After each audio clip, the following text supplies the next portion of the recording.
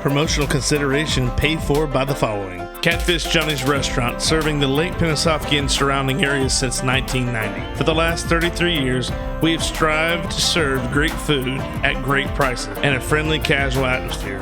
If seafood isn't your thing, our burgers or wings are the best around. We have daily specials too. Check us out on Facebook or Instagram for more information. Central Screen Services LLC, in collaboration with Mask & Sons Incorporated. All screen services are available. We offer a variety of colors, durability, and sizes for all your screening needs. Pool areas, patios, and more. Call 352-603-4099 today for your free estimate. Proudly serving all of Citrus, Sumter, Hernando, Lake, and Pasco counties. To find out more, check them out on Facebook. Lions Only Landscape. Looking for landscaping or trimming done in your yard? They provide services such as landscaping, rocking, curbing, driveways, and more. Proudly serving the Villages area. Reach out to Mike Zapata or Fernando Arredondo for free quotes and more info.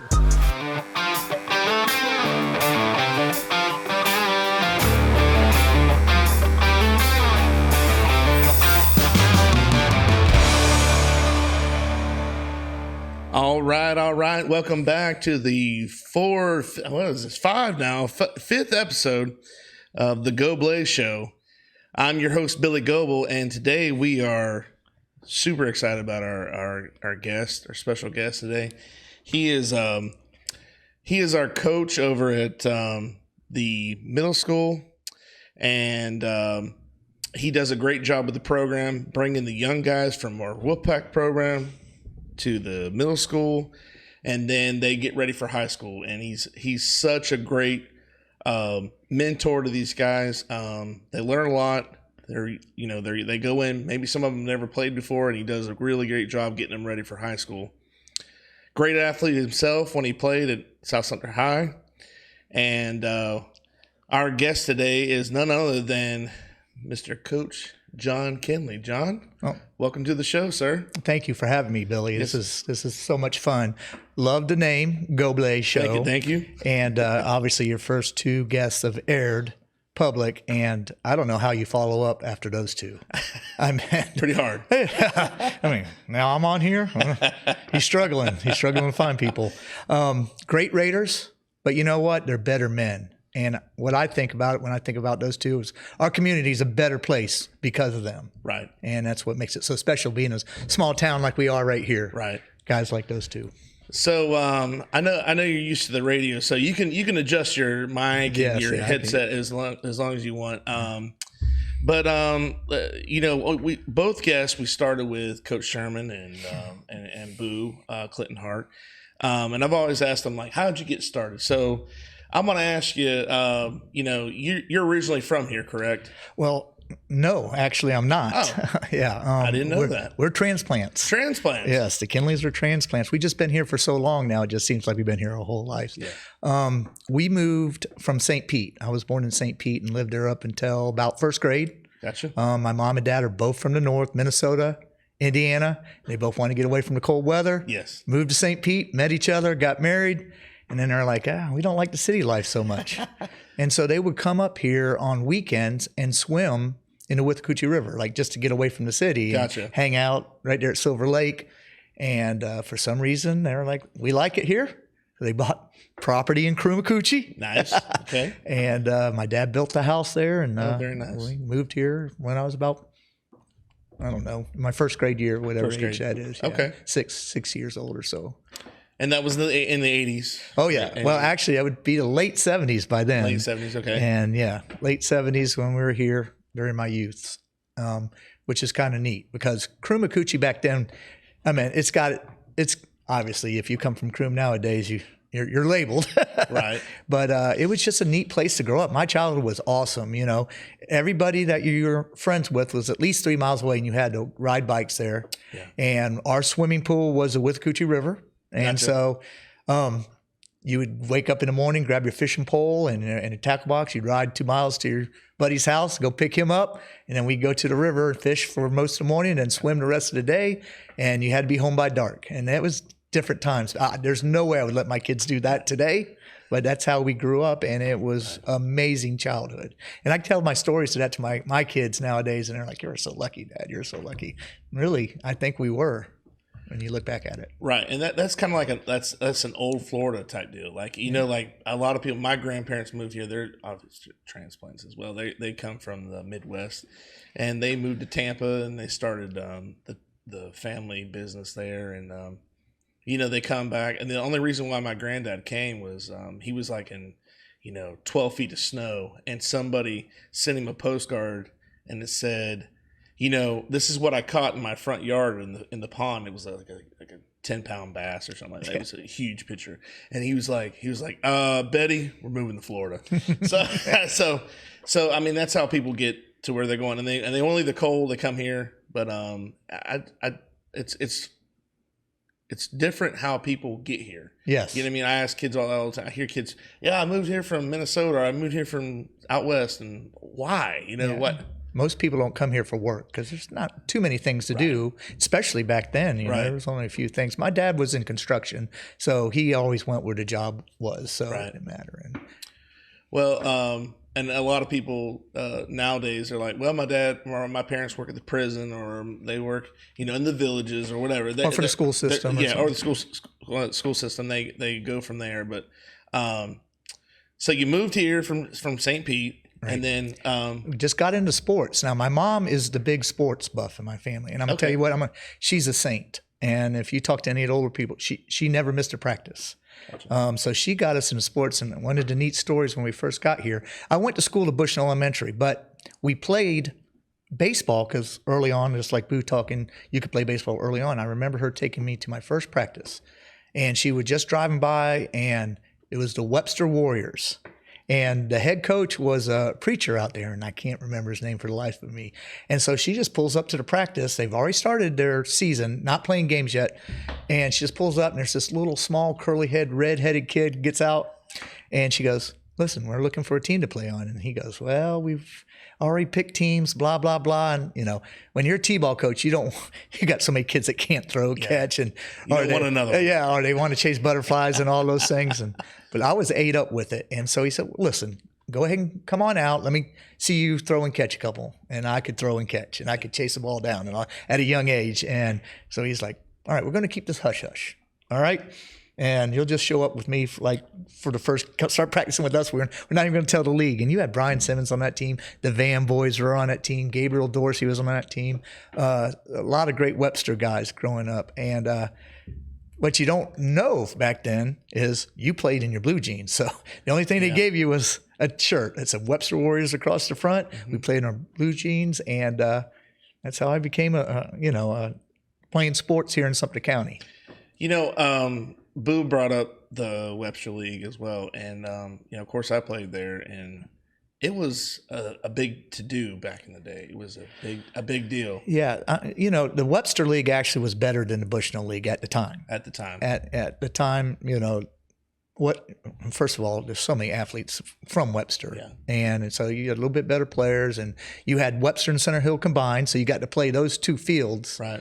And then as I got older, we started playing against Bushnell, and there was always, I don't know why, but there was always a rift because it's Webster Bushnell like that. And, right. And I remember when Bushnell finally started getting good and they got the new facilities and all that, and we're like, let's just combine them all together because that's what we do anyway. We're South Sumter. Right. There's a lot of people the older people did not like that. They didn't like it. They didn't see the big picture of it all. Right. They're all going to play together. Right. We played when we got to high school. This is going to be the same thing. Yeah, it's Bushnell Webster guys playing together. So. Yeah. My father was one of those guys. But my father put a lot of time and effort in, and that was one of the one side of the coin is they didn't see all the production.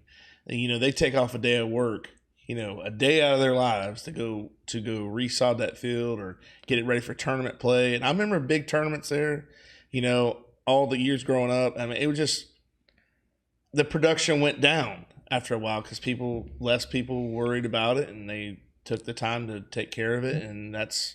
Well, what makes any good youth league is the parents, Absolutely. And some years youth leagues are amazing because they're ran by a group of parents. I just came from a speaking engagement this morning with the Wolfpack. They're doing conditioning on Saturdays, and Justin Smothers, who's one of my ex-quarterbacks, is running that now, and he has for the last several years. And he's doing, I can't tell you what a fantastic job they're doing.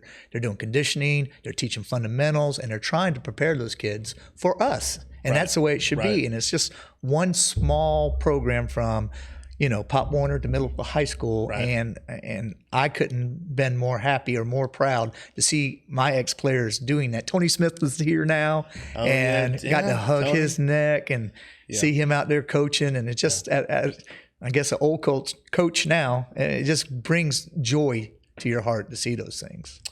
A lot of people, they don't realize how many guys come back to our program or to help with the program. And, you see a lot of that on like Friday nights. We'll have, especially playoff time, or it's a big game. These guys come back. And, I get excited to see these older players that we have, but the kids love it as well, because that's a big, they came out to see us, it's like a, and they see the pictures on the wall up there in the weight room and all that. And then they come back. Yeah. That means, it means a lot to the kids. And that's something that they'll never forget. But is there so you played baseball? Well, yeah. And, my story's a lot like Boo's. So by the time I got to middle school, once again, a different time, your parents are working in this and that. We would leave middle school and walk all the way through the farmer's market. Yeah. What's the one little corner store right there? You go get a drink and Magic Market. Yeah. And then walk. How far is that from middle school? 4 or 5 miles. Yeah. And walk there and wait for practice. And then at the end of the day, you throw rocks and run up the hills and go play in the woods. Yeah. And then it was. And then have practice, and your parents would pick you up from there. And it was a different world back then. It was just a little more, once again, trusting. Just so neat. And so that's it. I played baseball because that's all there was to do when you're young. Right. I played for Bushnell Electronics manufacturer as you got older, all the Webster teams. And our coach then was from Leesburg, and he wanted me to play Pop Warner football with his son.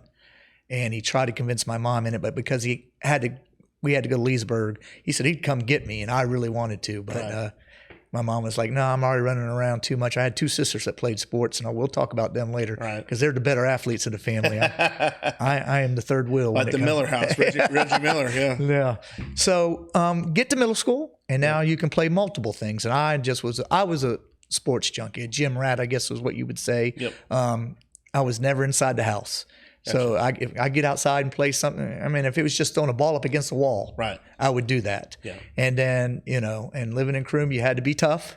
True. Because, all the neighborhood kids, we get together and we would play football, and there was no grass. It was stumps and fences, and you would get tackled by a high schooler when you're in middle school and put you right through the fence. Learn to be tough. Yeah, you had to. Yeah. You had to right then. And so I like to say, you give me some Webster water and some Croom tough kids. And do you think there's something in the water there? I mean, we always joke about that. But I think you're talking about the Webster water? Yeah, with well water. It's a ongoing joke for coaches here at South Sumter. But there's got to be something in it, and especially in that little bit of area right there by the middle school, and that's North 10th Avenue Street, where Earl and AJ and Kiki all grew up. There's something really good with that. They need to bottle that. Yes, no doubt. Better than any Gatorade. I probably needed to drink a little bit of it. Maybe I'd have been bigger. Yeah, me too. So you did you ever play for the? Because Boo said they had the Bandits. Did you ever play? No, you didn't play at all. We didn't have that. Then. Okay, that didn't start until actually I got to middle school. That just started up during my middle school years. Okay. And so I got there, and you can't start playing sports till 7th grade. I was a manager my 6th grade year for football, and then went out my 7th grade year and played football and basketball. Gotcha. And then continued to play baseball. So I got to play all 3. So there was no off season. You just did everything like that. Right. And I was one of the few kids that got to start as a 7th grader. Me and Eric Studebaker were the only 2 starters my 7th grade year on a group of 8th graders. And I think the only reason why I got to play is I was just bulldog tough. It wasn't because I was big. I was tiny. I was a little guy, but I was bulldog tough. So I got to play that my 7th grade year. And then I wanted to be a running back. Everybody wants to be a running back, okay? But the head coach at the time says, I'm going to make you a quarterback. And I was the backup quarterback, obviously. Gotcha. And I thought that was the best thing ever in the world. When I went home, I still remember that day like it was yesterday. I'm going to get to be a quarterback. Yeah. So in my 8th grade year, I got to play quarterback, and we won more than we lost. Gotcha. We had great guys on that team like Gabby Dorsey and Eric Studebaker and Dieter Christensen. It's Kadur now, but when they were growing up, it was Christensen. Bernard Hassel, and they talked about how tough he was. Yeah. And just a tough group of kids that you would want to be in a foxhole with, Right. you know, Right. and that's part of what our program's built on is just physical toughness. Yeah. Right. So I got to be quarterback, and we did all right, and I loved it. And I also got to play basketball, and I love playing basketball. So I was just a gym rat. Right. There's a sport to be played that time of year. I was playing it. So who was your head coach at the time? Joey Merritt was Okay. the Gotcha. head coach at the Okay. time, and he was tough-nosed. Yeah. He was a tough-nosed guy, and Gotcha. and that's right up my alley. You Yeah. know, I liked playing for him. You already had the qualifications for that. Yeah. Well, I definitely didn't have the size, strength, or speed things that coaches are looking for. But when you put pads on, you know, Right. it's the separator. It's a difference maker, and Yeah. that's sometimes it takes a while for people to realize what they can do with pads on versus yeah. you know. And I was just that kid, right? I was just, Right. you know, scrappy. So right. you get to be on the football field if you're not afraid of contact Oh, a lot yeah, of no doubt, times. no doubt. So, yeah. So did you have any heroes growing up? Like did you watch football as a kid or Yeah, I watched all kinds of sports. Yeah. But, you know, back in the early 80s, you had Magic Johnson, Larry Bird, Right. that kind of thing. So, you know, you follow that. And then I was a Gator fan. Mr. Tumberland introduced me to, you know, University of Florida as a 6th grader. That's right. And I just love college football, and I'm a huge Gator fan today. And I went to my first Gator game and got to see Neil Anderson and John L. Williams and Wayne Peace and Kerwin Bell and just those guys, and I just fell in love with college. So I really didn't have any heroes. I had a cousin that played baseball when I was little, and we used to watch him play. And that's kind of who I followed. Gotcha. Did he was he pro or No, just when I was little, Gotcha. and before I could play, we would go watch his games, and Okay. and I was like, and he would throw it with me in the yard. And Gotcha. yeah, he lives over in England now. So Oh wow. yeah, kind of cool. That's a move. Yeah, across the pond. Across the pond. Okay, so you're in middle school. You finally get your start as quarterback, 8th grade. Yes. What teams were you? I mean, were the same teams we always Pretty played? much same teams. You had Crystal River. Yeah. You know, you had Parrott. You had Powell. Inverness. Well, just Parrott then. Oh, it was just I was pretty much the only school there. Okay. Yeah. Hernando was small like us. I mean, Hernando County didn't blow up until a little bit later. And you had Lecanto and Wildwood. And that's the teams we played. I'm gonna be honest with you. I couldn't tell you where Parrott Middle School is now, It's or Powell. I had no idea. I just knew we were playing them. yeah. Never knew anything about it. I don't know. When I became a coach, that's when they had West Hernando, Parrott, Powell. We were playing them, and we'll talk about that in a little Gotcha. bit. Yeah. So Yeah, I got to play football, and we did pretty well. You know, we won more than we lost. Like I said, I mean, you had to play. Sometimes you had to play like Wildwood twice a year, and that was tough because they were what we are now. You know? yeah. Wildwood Middle School back in the day. Yeah. Oh my gosh. And their high school too. I mean, of course, but it's just like, but the Wildwood Middle School was like you said, it was like us. We were just like, they were really, really tough to beat. It was just, you know, a lot of people were like, are we going to beat them this year? Probably not. Okay, well, we'll try. We're going to try anyway. I remember my 8th grade year. I think we lost to them. Not 17. Anyways, it was like by 2 points, whatever. It was really close. And I remember probably the closest we came to beating them in years. And I remember Dale Swain coming out of the stands and saying how proud he was of us for, I guess, losing, probably just coming close. So, you know, it just gave us those beliefs.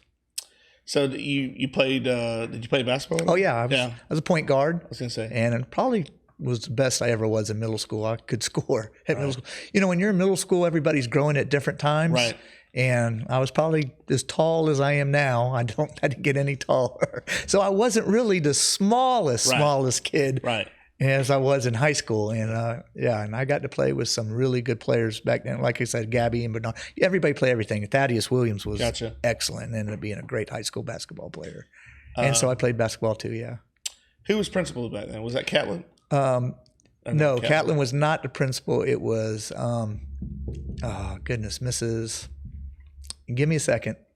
drive me crazy now. And I don't have you put me on the spot. I have to come back to you about that. It will come back to me. Yeah. That's okay. I just didn't know because I had Catlett for 1 year and then he was gone. Yeah. That's when Mr. Shirley came. Right. So he's the one that hired me. Oh, eventually. Yeah. Okay. So yeah, I had him in elementary school, all the way through elementary school. Had Catlett 1 year.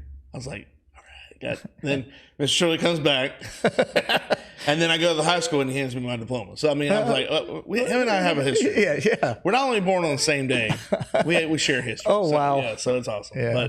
But so then you go to high school. Moved to high school. Sherman's just starting up the program pretty much by then. It's the mid '80s. He's just getting there, and we used to practice. Where the girls' softball field is now. That used to be where we would practice. Okay. And so I'm this 5'6", 125-pound kid, if that, as a freshman. And I'm sure Coach Sherman didn't look too much at me, and I don't think I would as a head coach now either. Glenn Wilson was the JV coach at the time, and he knew I was coming up. And I was a quarterback and leader, and he was such a, he was that guy that would bring you along, right, type coach. Didn't get to play much that year. And for somebody that was used to being a starter and playing all the time, that was tough. But I think the one thing that I had is competitiveness. And I think my whole family's that way too. Gotcha. And instead of letting that down and making me want to quit, it just drove me. I just outworked. I said, I'm just going to work hard. I'm going to get in the weight room. I'm going to do this, from basketball season to baseball season to all those things. I'm just going to work. And I think the neat thing with that is that your assistant football coaches are usually coaching other sports too. Mm-hmm. And so when you're playing those other sports and you're just working as hard as you can and being coachable and doing everything you can, they talk. Right. And so I got to be there my sophomore year, going into spring my sophomore year.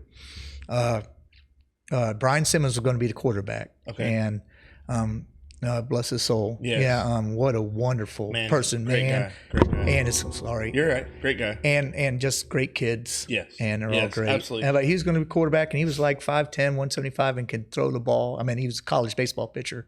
And I was just competing to be the starting JV quarterback. Gotcha. And I remember Coach Sherman and offensive coaches trying everybody and their mother to be the backup quarterback, because little 5'5", right. 125-pound John Kinley probably should not be if something happens to Brian, he goes down. Right. And I that just fueled my fire, and I kept working, and I would just, when practice would come, I would execute better than they did. Gotcha. And we ran a wishbone, and if we didn't, I probably would have never been the quarterback, because I was quick. I was pretty quick, and I made really good decisions. Mm-hmm. Football intelligence, I guess, or sports intelligence, what they say. So the spring game that year, going into I'm still a freshman, but you're really going into your sophomore. Brian gets hurt right before the game. And back then when you did spring, you would play against two different schools for a half. Like you would play against Groveland. That's when Groveland and Clearmont were different schools. So say Groveland for a half and then Clearmont for the second half. And so little 5'5" has to go in and quarterback that spring game, and I had such exceptional players. That was a senior-laden group. You had, Mark Fryer and Charles Castle, which Coach Sherman talked about, mm-hmm. and Chucky Brown, and multiple people there that were just so good. Steve Christensen and Rodney McCook, and just big, strong athlete. And so it was pretty easy to run an offense with those guys. And I had a phenomenal spring. I think I threw 2 touchdown passes. We ran down the field and just ran the triple option perfectly. And we get done with that spring, and I remember the Coach Sherman sit down with the team meeting at the end where we're going to go through summer conditioning and all that. And I was player of the spring. And that was kind of cool. That's cool. That was kind of cool. We got to talk to Coach Sherman. He was talking about, like, I asked him, I said, he was talking about putting together his, if this didn't work, then he would change this out. And he was really good at surrounding himself with the best coaches and stuff. Now, do you remember your coaches, like the staff? Yeah, I remember the assistant coaches. I tell you what, we had an amazing coaching staff, a lot of ex-head coaches. Gotcha. Polanski was an ex-head coach. Sessoms was my position coach, and he was a Pasco head coach at one time. We had Larry Mayer was our defense coordinator, and he was awesome to play for. Just like Boo, back then, you would play both ways. Right. So, I also was a cornerback, and I played both ways. Not until my senior year did I, get to play both ways. So it was but Coach was trying to get his program established, and it was just too much headbutting, I would say. Right. And eventually, he moved on from those guys and started getting his guys in. Right. And that's when the program, really took off, like in the early 90s, like that. And I understand that. I understand that, you don't want a bunch of yes guys, but they got to have your vision, and they got to be willing to work for you. Right. And he was, like I said, he was also able to move around the guys. Like, we had talked about guys that were on the staff before, like even when I was in high school, he went through several different people. And it's not like they weren't good enough. It's just like you have a puzzle and you have certain pieces that if they don't fit, you got to move to the next piece. And it was like he was really good about doing that. Well, that's part of coaching is just is putting the right pieces in the puzzle to fit your scheme. Right. And we're a small town. We get what we got. Right. And so you're trying to develop those pieces the best you can. And that's coaching 101 right there. So who besides Gabby and who do you remember any other guys that you were with? Oh, you're talking about my senior year? Yeah, senior year. Dieter Kadur, Gabby, Bernard Castle, Shannon Burdine, just mean as a snake. Chad Stewart, he was another Croom kid that was just tough. My senior year, we had a great sophomore group come in. And so my junior year, so let's go back. My sophomore year, I end up being the backup. Okay. I didn't get to start. I just got to start that spring game. Brian gets healthy, runs the team, and that senior later group won like 7 games. Okay. And I want to say that group the year before beat Mount Dora. And Mount Dora was ranked in the state, and that was one of the biggest wins we had in a long time. Great win, signature win for Coach Sherman, too. And that was just a neat win. So that they were 7-3, and 7-3 for back then was good for South Sumter. Oh, yeah. And got to play in a bowl game, which, they didn't – if you were a runner-up in the district, there was no playoffs. So you just got to play in a bowl game. So then my junior year, Brian's no longer playing football. And so me and another kid that transferred in both played quarterback. Okay. And I would start one game, he'd start the other game. I'd start and not play very well. He would come in, or vice versa. Gotcha. So our senior class that year, though, had some really good players like Stevie Waters and Fred Martin.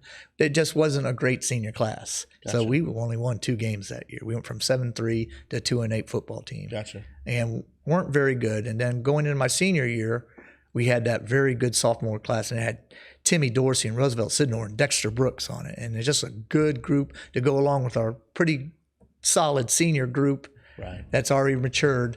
And we expected to do very well that year. We lost a couple really close games, one to Pasco at the beginning of the year, and then one to Hernando. We lost to them 13-10.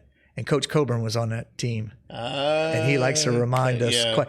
And he'll pop in a film from time to time when all the coaches are together, and he caught like a 40-yard pass on me.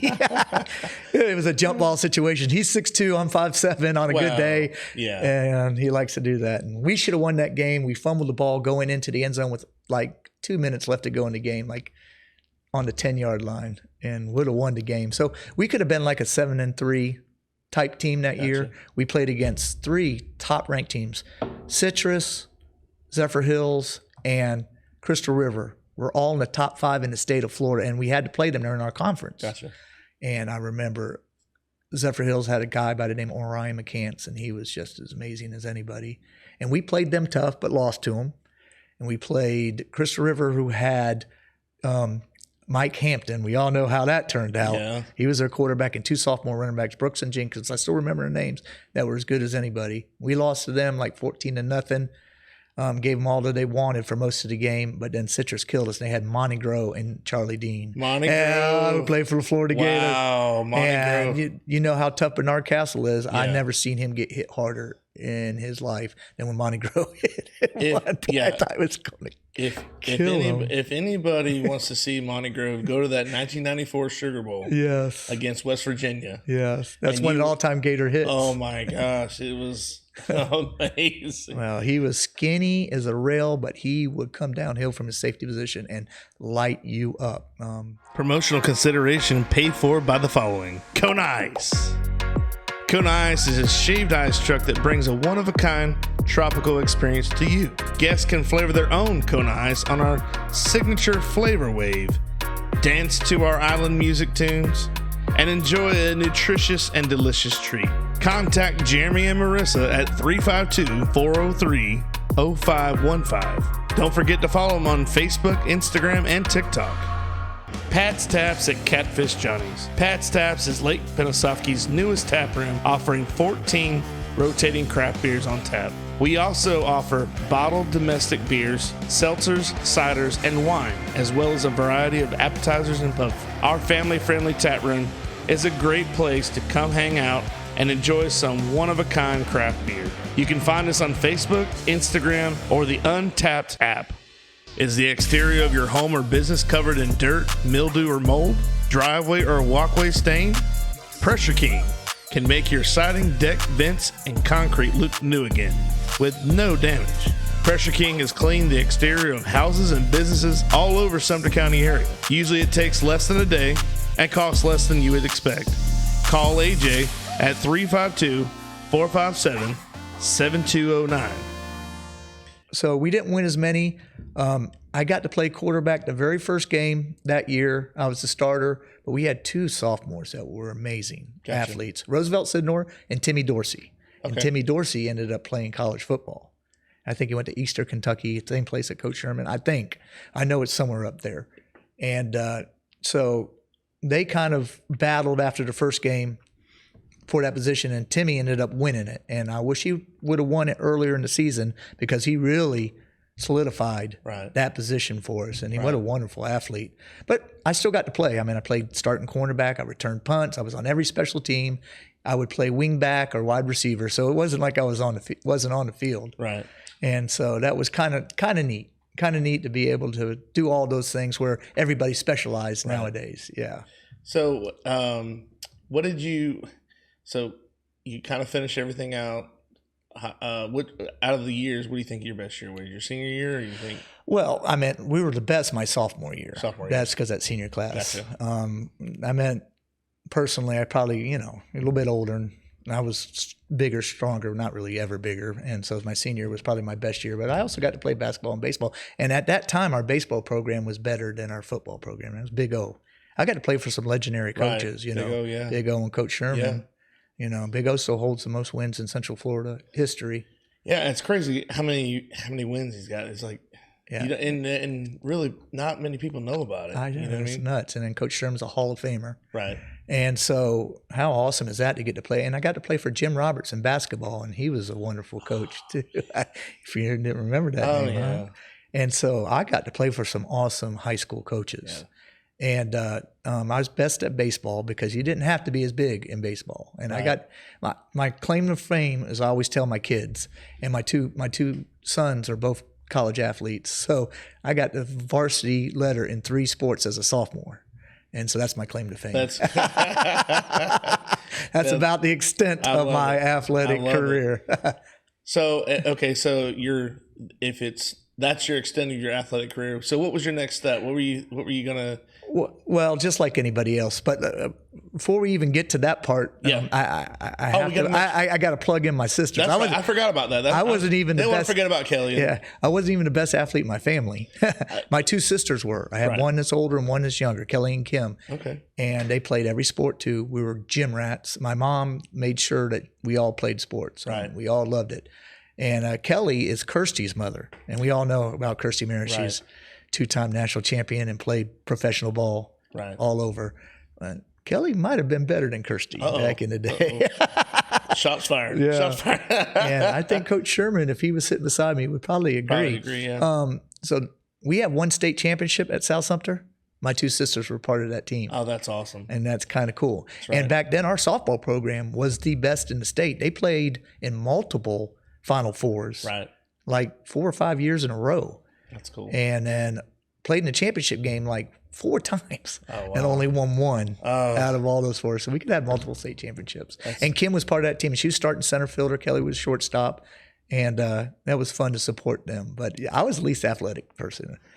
I was the least athletic person in my family, and I got to hear that all the time. I was gonna say, how was Thanksgiving around that time? Was it after the state championship? No, it was great. I was their biggest supporter. I always would follow them to their games and cheer them on as hard as anything. And we did that too. But from the other coaches, I always took a lot of junk. You're not as good. You're not as good as your sisters. I got to hear that, and I got to hear, I wish you were a little bit bigger. If I'd had $1 for both times I heard that, I might be in pretty good shape right now. So you go. Well, yeah. So I high school gets over. Yeah. And I knew I wanted to be college. I wanted to go to college somewhere. No one in my family ever went to college, right, in any part of it. And I'm just an old poor Croom kid too now. Yeah. And so that was just never a thing. But I just knew that's the route I wanted to go. So 2 of our Ron Pitts and Eric Studerbaker got a scholarship to go play at, they were called community colleges back then. You heard Boo talk about it, but this was Seminole Community College. Right. And I had a chance to go play there also. We went to a big tryout. I had a chance to go there, but I didn't, I was in love at the time. So I followed my love to Central Florida Community College and tried out for them and did not make that team. Oh, okay. Yeah, which, right. They were, when I went to that tryout, there was exceptional middle infielders in there. They had quick hands. And I was going to say amazing guys who kind of fell through the cracks. Or yeah, they were good. Kind of like Boo going out and trying out. Yeah. As a professional athlete that just went and tried out for your baseball team. Exactly. So I didn't make it, which is fine with me, So I went to 2 years of community college and I went off to USF after that. Okay. And I was active in all the intramurals and that kind of thing. Now, was that your first choice, or did you just go there because it was? I mean, that's where my dad went. Well, my first choice was University of Florida. My scores weren't good enough to get in University of Florida, so scores were good enough to get in USF, and so that's the route I went. And it was a blessing. Gotcha. Because I just had a great college experience. Yeah. And it was awesome. I saw that picture of you. You posted. Yeah, I was in a fraternity. So it said Johnny Kinley. Yeah, I was like, who is Johnny Kinley? That's what they call me. I guess when you go to college, everybody's all uppity up and yuppie like that. So, and my mom hated it. I didn't introduce myself. It just became Johnny Kinley somehow. And I was the athletics chairman in the fraternity. And so we would play all types of sports, intramural stuff, and I was in heaven just doing that and living the college life. And that was in the mid-'90s, early to mid-'90s. Okay, and they had a football program, didn't they? No, as soon as I graduated is when the football program started. Gotcha. Actually, my senior year at USF, they had some trailers in the back, and that's when Jim Levitt was hired, and they would just spend a year in the trailers, and then they started it right there. So what kind of classes did you take? I was physical education. I actually changed my major. I went to college for 6 years. Normally, people that come out that long are doctors. Well, you're a full-time student. Yeah. That's what I tell my buddy at UF. I kid with him all the time. We're like, you're a full-time student. Just say that. I just tell people I just went to directional schools all my whole life. I went to South Sumter, University of South Florida. I got a directional school education. What do you expect? But I changed my majors 3 times, and I ended up getting physical education. Well, I didn't want to be a teacher. Everybody told me I was going to be a teacher and a coach. Right. Growing up, my coaches, you're going to be a great teacher and a coach. That's what you're going to do. Yeah. And I guess for some reason, at the time I was like, I'm going to be an architect or something. I can't do math. How can I be an architect? So I tried to do a couple of things. There was a big fad back in the early 90s where personal trainers for Fortune 500 companies. And I went into that field. Okay. And it's the same thing as physical education. It's the same, under the same umbrella. And I thought that's what I wanted to do, like go into a big Fortune 5 and be the fitness trainer for them because it helps with productivity. Gotcha. And that was a big deal. And that kind of faded out as I was in there. So I said, you know what? I'm just going to switch over to physical education and get my education and become a teacher. Gotcha. And so that's what happened. Yeah. My father, he majored. He was an art major, and he went to. I think I may get this wrong, but the story. He went to do an internship, and he's like, basically, art teachers are a dime a dozen. Like it's hard to get a job because they don't leave. No. He's like, so you might want to try something else or whatever. They really didn't. Yeah. Well, anyway you look at it, I got that college degree and it was the first one in my family. Now, my older sister Kelly went back to college afterwards and got her degree. And then Dieter Kader, who I consider my brother because he lived in our house ever since he was in middle school, went and got his degree. He stopped working for Winn-Dixie and got his degree and became a teacher also. Gotcha. So, and now it's just a normal thing. And now you, like 3 out of the 4 are at the school board now. I know, right? We have a running joke in our house. You do one or two things. You're either a hairdresser or you're in the education system. And, yeah, that's true. I mean, Reese kind of broke that mold, and we thought that he was going to go into education coaching. He went an entirely different route. Yes, he did. Yeah. So you graduate. You do your college experience, your 6 years, you say, your military experience. I'm just kidding. Yeah, you do your thing, and which, by the way, I never went to college for that reason. I got out of high school. I'm like, I'm done. Yeah. I don't want to do this because I can barely go to free school, much less pay for school. Right? There's no way I'm going to pay you to not show up.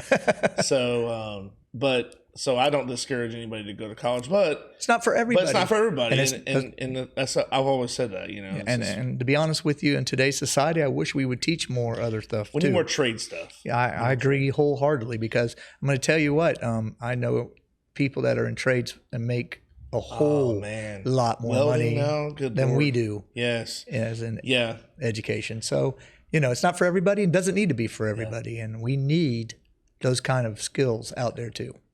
Yeah, and that's an everyday thing. Like, with all the building and the commercial stuff, like, you got to have those guys. Like, who knew? I mean, when I was in high school, we had a program where they would take students over to the Votech. Votech with the Coochie, and they would do their thing. And I don't know what they did, but they'd leave and they come back, and then, but they don't have that anymore. Well, if I was the czar of education after all my years, we would do a lot like Europe. We would just go ahead after about 6th or 7th grade, split them up. All right, you're either going to go to the higher education route or you're going to go to the trade route. And it could be at the same school. Right. So, and he also could still play sports and those kind of things. And I think that would be amazing. Because I'm telling you, I've seen kids that can't stand doing books that will break down a small engine like that. Yeah. And the kid that's, straight and then be able to put it back. Yeah. And then, right? There's a lot of people who can break it down, but they're not putting it back together. And that's their intelligence and their love. Right. And I think that would be a good thing. So you leave college, and then what's your next move? Well, I did my final internship. I got special permission to come back home, and I went to the middle school. That's cool. And that's when you were there, Billy. So I got to do Alan Shirley and them was the 8th graders at that time. 7th grader at that time. Yeah, they were 8th graders at that time when I was doing my internship. I did the last semester of their 8th grade year. Gotcha. And Rick Shirley was the principal at the time. Yep. So I got to do internship under Russo. And Coach Russo. And Purdue, who's Wall. It was Wall, but then she got married in Purdue, and she was an amazing person. Oh, awesome. Awesome lady. Work with, I'm saying. She taught me so much in the first couple of years. Right. I was a PE teacher. She was just amazing. So I do my internship, graduate.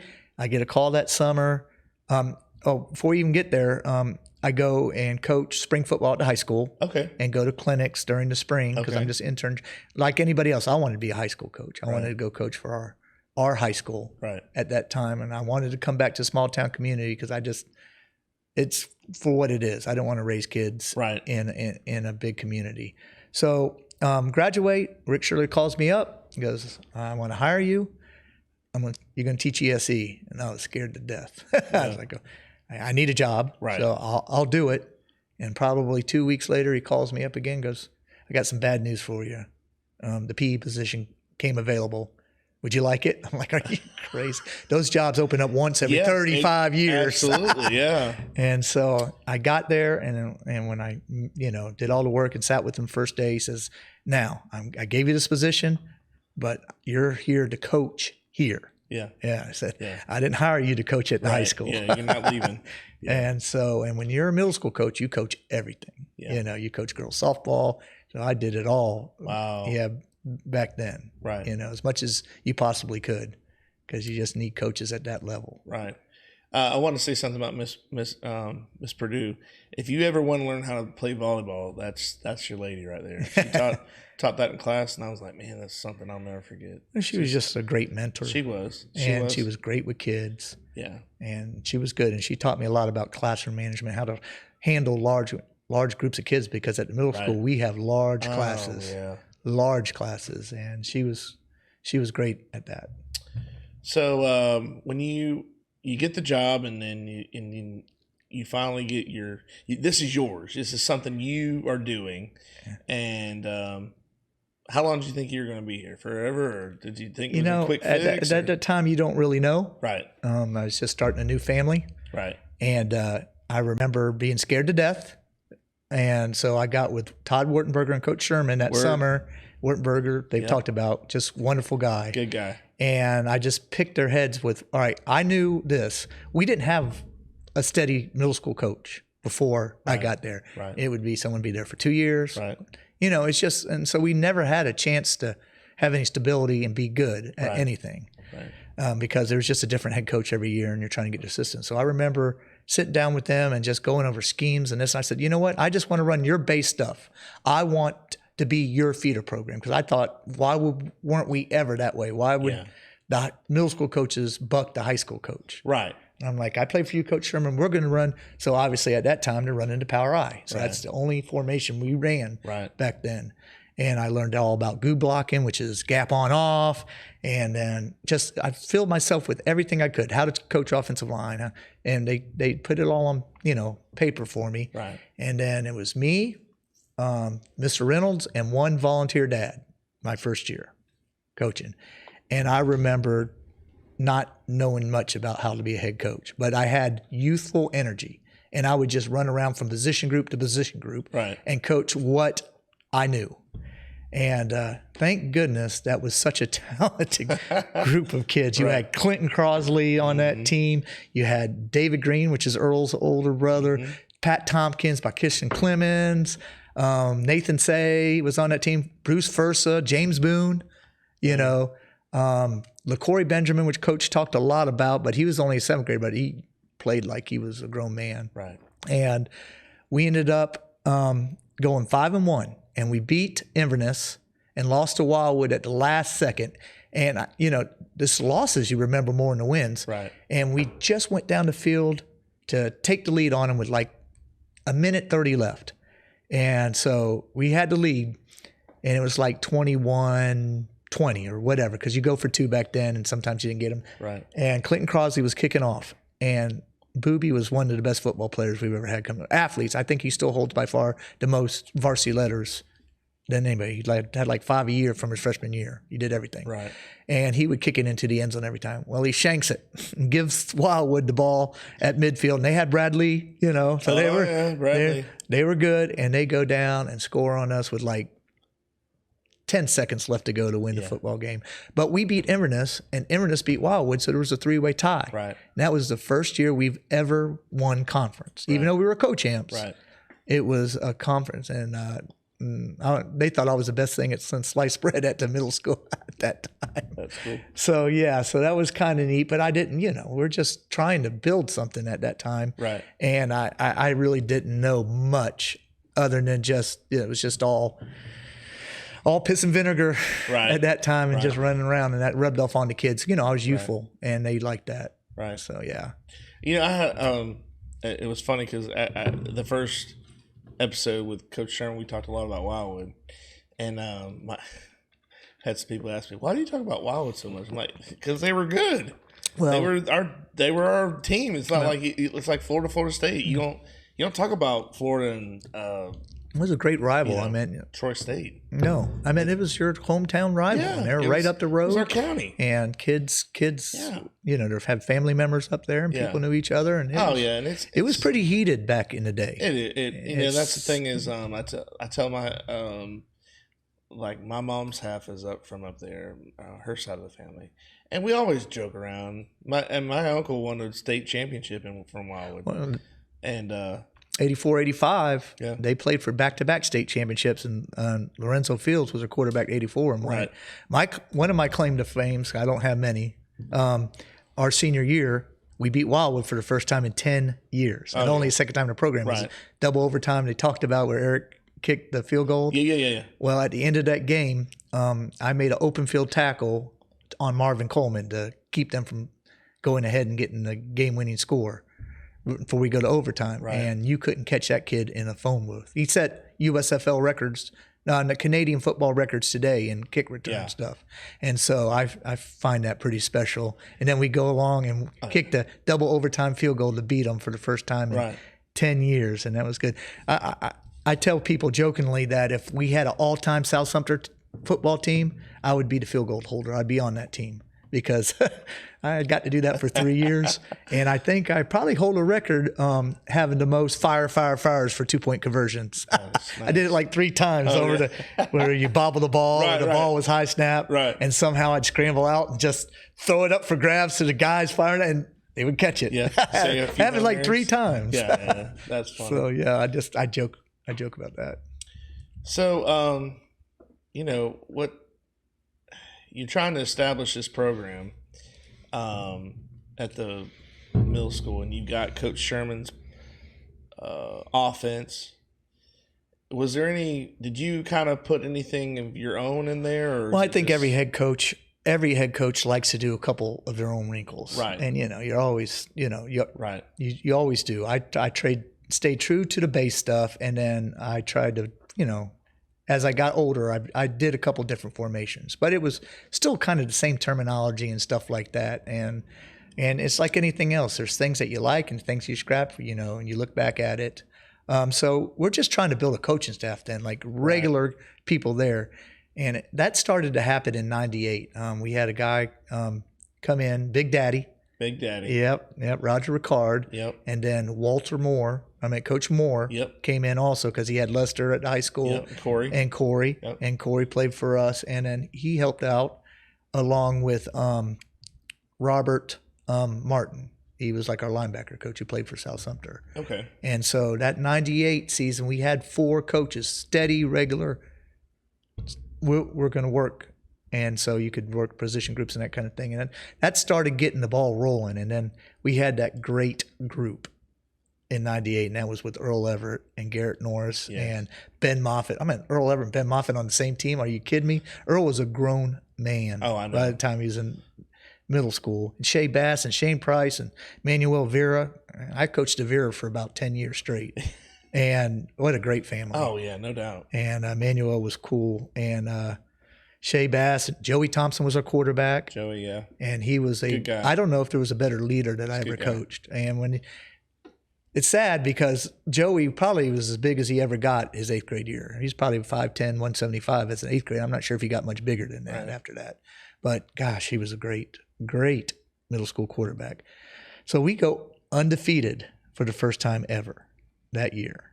And that was a huge deal. That was a huge deal for our program. And like I said, it wasn't anything I did. It was just amazing, talented kids that allowed that to happen. Funny story with that year is we beat everybody pretty handily. That defense was just mean and awesome. And so we're playing against Powell, the final game. And as a young coach, they haven't won a game and they've been getting whooped by everybody. So we don't take them seriously. We play around. I'm doing 7th grade versus 8th grade games that week and not preparing. We only beat them 6-0. Oh wow! And almost gave away the undefeated season. And I learned a big lesson that we're gonna treat everybody the same, every opponent the same way, and we're gonna prepare the same way every time. Right. And so, luckily that didn't happen that year. Right. That would have been tough. That would have been tough to fix. Because you got something going, and on something like that, you're like, I know, like the perfect season with the Dolphins in the Super Bowl where the guy messes up the kick, and they're like. Everything that could go wrong on that play did, and then they're like, "Oh man, if you would have lost that game for us, we were going to kill you." It's like, I don't know, those players, they don't realize that, Yeah. So do you think that season, your undefeated season, that happened? That was their 8th grade season, right? Yeah, they were 8th graders. Because like I was telling Coach Sherman, like the next year, Howman moved everybody up because he was so excited. Yes, I'll never forget that. And he was super excited about this group coming up. He's like, I've got my guys, and he had the entire squad. Didn't keep anybody down or move anybody down. And it was that was a very talented group. When you saw Earl Everett, what was the? Well, I got a great Earl Everett story. You see him as a 6th grader, and you're going, "Oh my goodness!" Yeah. I mean, now I know what an NFL football player looks like when he's in middle school. Right. And just such a humble, quiet kid. Oh, no doubt. And I remember just talking to him and seeing him, and I said, "All right, we can get you out for football." He said, "Coach, my grandmama's not going to let me play." And I said, "What? You?" And so I went to their house. I said, "Well, we're going to go to your grandma's house." And he lived right down the road, and sat down and talked to her and convinced her that I would take care of him.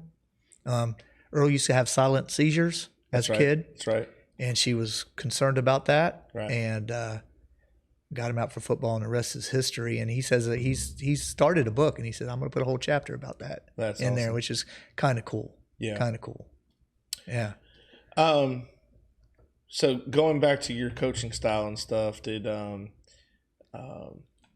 you make, like Coach Sherman was talking about, making adjustments every year? You had to do the same thing, right? Absolutely. Here's the thing.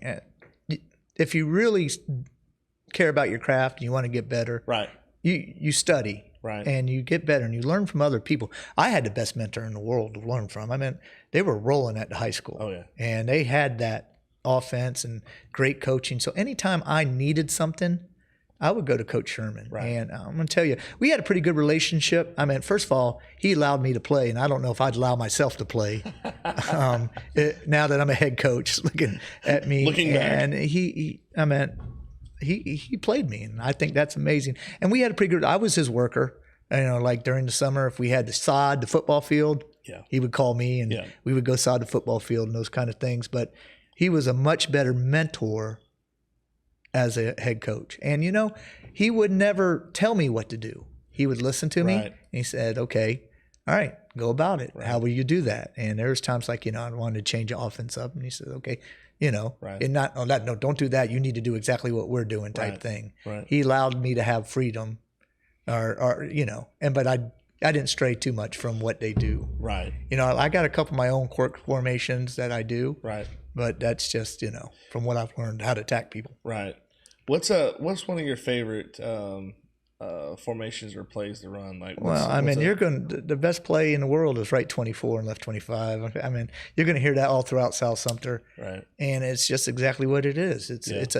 Football's a game about toughness. Right. They can spread it out and all this stuff that they want to. Right. But when it comes down to it, I'm going to face you. Yep. And I'm going to be tougher than you. Yep. And we're going to run this play, and you can't stop it. Thanks for watching part 1 of this 2-part segment. Stay tuned for part 2.